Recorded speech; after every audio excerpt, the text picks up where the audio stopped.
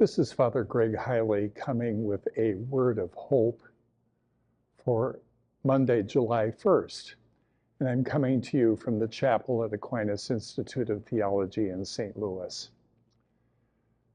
At Mass this week, particularly on Monday, Tuesday, Thursday, and Friday, we're going to have to work hard to be honest listeners to the book of the prophet Amos. Amos prophesied in the northern kingdom of Israel 750 years before Christ, and he came with a stern denunciation of the prosperity of the Israeli people at that time, who built their lives upon the backs of the poor. Their prosperity was at the expense of others.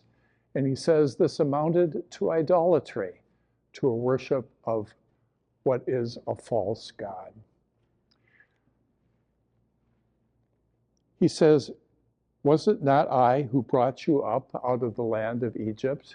Can they not appreciate that God has given them their prosperity?"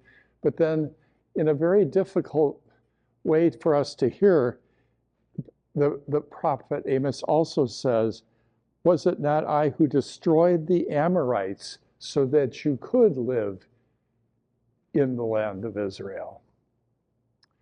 So even in this prophetic passage from Scripture, the prosperity of the people is built at the expense of others and of their homeland. The response psalm captures this well today, which says, "Remember this, you who never think of God."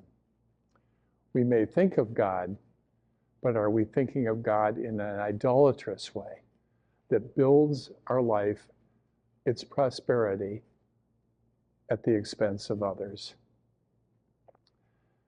So where is the word of hope? Perhaps it can be found today in the Gospel according to Matthew in chapter 8, which says, when Jesus saw a crowd around him, he gave orders to cross to the other shore. If we are to follow God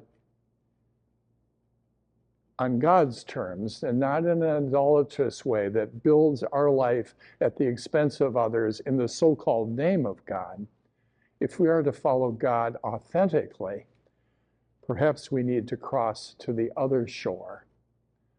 Perhaps we need to step aside from all the cultural messages, all the cultural rhetoric, all the same old ways of thinking that says we have been blessed, without acknowledging that our blessings are almost inevitably built at the expense of others.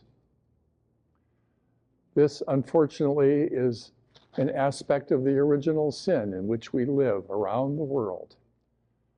But we do seek to follow God. We do seek to remember God. And so our readings from the prophet of Amos this week, they invite us to go to the other shore. What do you think that other shore is?